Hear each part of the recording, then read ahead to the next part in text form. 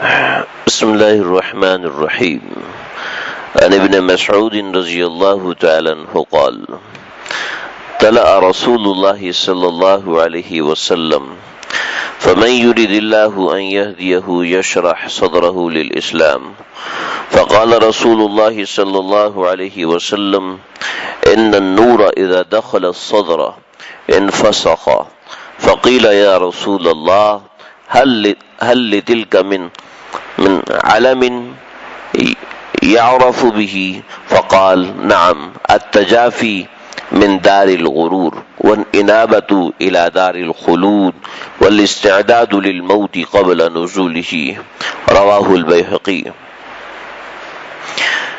حضرت سیدنا ابن مسعود رضی اللہ تعالیٰ عنہ سے روایت ہے کہ رسول اللہ صلی اللہ علیہ وسلم نے یہ آیت تلاوت فرمائی: فَمَن يُرِدِ اللَّهُ أَن يَهْدِيَهُ يَشْرَحْ صَدْرَهُ لِلْإِسْلَامِ. وَفَمَن يُرِدِ اللَّهُ کہ جس کے ساتھ اللہ ارادہ فرماتے ہیں، یعنی جس شخص کی ہدایت کا ارادہ کر دیتے ہیں اس کا سینہ اسلام کے لیے کھول دیتے ہیں. پھر فرمایا کہ جب نور سینے میں داخل ہوتا ہے تو سینہ فراخ اور کشادہ ہو جاتا ہے. پوچھا یا رسول اللہ، سینہ فراخ اور کشادہ ہوتا ہے، کیا مطلب ہے اس کا؟ اس کی علامت کیا ہے؟ آپ صلی اللہ علیہ وسلم نے فرمایا کہ وہ دنیا سے دور ہونے لگتا ہے، آخرت سے رجوع ہونے. التجافی عن دار الغرور. نمبر 1، دنیا سے دور ہونے لگتا ہے، آخرت سے رجوع کرنے لگتا ہے، اور مرنے سے پہلے مرنے کی تیاری کرنے لگتا ہے. یہ 3 باتیں نبی کریم صلی اللہ علیہ وسلم نے ارشاد فرمائی کہ فَمَن يُرِدِ اللَّهُ أَن يَهْدِيَهُ يَشْرَحْ صَدْرَهُ لِلْإِسْلَامِ کہ اللہ جس شخص کے ساتھ بھلائی کا ارادہ فرماتے ہیں.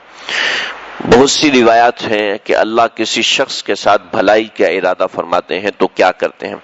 فَمَن يُرِدِ اللَّهُ بِهِ خَيْرًا يُفَقِّهُ فِي الدِّينِ جس کے ساتھ اللہ بھلائی کا ارادہ فرماتے ہیں اللہ اسے دین کی سمجھ دے دیتے ہیں، دین کی فقاہت دے دیتے ہیں، یعنی دین کی باریک باتوں کو سمجھنے کی کوشش کرتا ہے.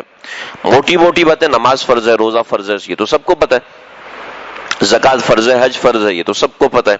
لیکن دین کی باریک باتیں، دین کی باریک باتوں کے اندر جو کوشش کرتا ہے، جیسے دنیا کی محبت، اس میں باریک بات، ایک باریک بات ہے. باریک بات یہ ہے کہ دنیا کے بغیر زندہ رہنا بھی ممکن نہیں ہے، اور دنیا لو تو اس نوعیت کی باتیں ہیں کہ دنیا کی انسان کے مقبول ہونے کی علامت یہی ہے کہ دنیا کی محبت دل سے نکل جائے. اب اس میں باریک بات ہے کہ دنیا رکھنا بھی جائز ہے بلکہ مبارک ہے. کئی صحابہ ایسے تھے جو بلینائر تھے اور اللہ کے نبی نے فرمایا تھا ہوا فی الجنہ، یہ جنتی ہے، آج کے بعد یہ جو بھی عمل کرے جنت اس کے لیے پکی ہے، اب جو مرضی کرے. یہ تک فرما دیا بلینائر، کروڑوں کے مالک. تو ان کا دل دنیا سے اچاٹ تھا.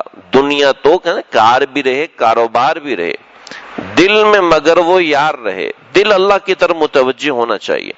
متوجہ ہونے کا مطلب یہ ہے کہ دل سے کوئی نافرمانی نہ ہو، کسی نافرمانی میں از خود مبتلا نہ ہو. کبھی مجبوری میں کوئی گناہ ہو گیا تو ٹھیک ہے، اس کے اللہ سے معافی تلافی کر لے، لیکن اس مال کے بلبوتے پہ گناہ نہ کرے، اس مال کے ذریعے سے گناہ نہ کرے، اس مال کے ذریعے سے گناہ کے اسباب نہ خریدے، جان بوجھ کے اس مال کو غلط رستے پہ استعمال نہ کرے. یہ ہے دل کا دنیا سے اچاٹ ہو جانا. نمبر 2، آخرت کی طرف متوجہ رہنا. یہ وہ چیز ہے جو میں پچھلی کئی حدیثوں میں ذکر کر چکا ہوں کہ فکر آخرت انسان کو ہمیشہ رہے. اپنا جو بھی عمل کرے اس میں فکر آخرت نمایاں ہو. انسان ایک دیکھیں، ایک کٹی ہوئی پتنگ ہوتی ہے اور ایک وہ پتنگ ہوتی ہے جس کے پیچھے ڈور بندی ہوتی ہے. ہمارے حضرت مثال دیتے ہیں، کٹی ہوئی پتنگ کی اڑان الگ ہوتی ہے اور جس کے ساتھ ڈور لگی ہوتی ہے اس کی اڑان الگ ہوتی ہے. فکر آخرت انسان کے ساتھ لگی ہوئی وہی ڈور ہے. جس انسان کے ساتھ فکر آخرت لگی ہوتی ہے اس کے رہنے سہنے کا طریقہ الگ ہوتا ہے. جس کے ساتھ فکر آخرت نہیں ہوتی اس کے رہنے کا طریقہ غیر شریفانہ ہوتا ہے. معاملات میں، مزاج میں، تعلقات میں، حالات کے اندر، واقعات کے اندر، معاملات اور تعلقات، دوسروں سے بات چیت کرنے کے اندر، ان سب چیزوں میں اس کا طریقہ ایک الگ رہتا ہے. اور جس کو فکر آخرت ہوتی ہے تو وہ ایسے ہی الل ٹپ ہو کے ہر جگہ پر منہ نہیں کھولتا، ہر جگہ پر کسی کے بارے میں کامنٹ نہیں دیتا، ہر ایک کے بارے میں بات کرتا نہیں پھرتا، کیونکہ اس کو فکر آخرت ہے کہ میں نے جو بات کرنی ہے دلیل کے ساتھ کرنی ہے، جو بات کرنی ہے دیکھنا ہے کہ میرا فائدہ ہے یا نہیں ہے، ایسے ہی جو معاملہ کرنا ہے تو اللہ کے لیے کرنا ہے، دنیا کے لیے مخلوق کے لیے نہیں کرنا۔ یہ دوسری بات۔ اور نمبر 3 یہ کہ موت آنے سے پہلے موت کی تیاری کرے۔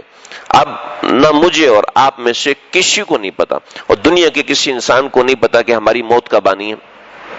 کوئی نہیں جانتا، کوئی نہیں جانتا کہ کس زمین پر مرنا ہے، کوئی نہیں جانتا کہ کس مقام پہ مرنا ہے، کوئی نہیں جانتا کس تاریخ کو، کس وقت، کس منٹ، کس گھڑی، کس سیکنڈ مرنا ہے، کوئی بھی اس بات کو نہیں جانتا۔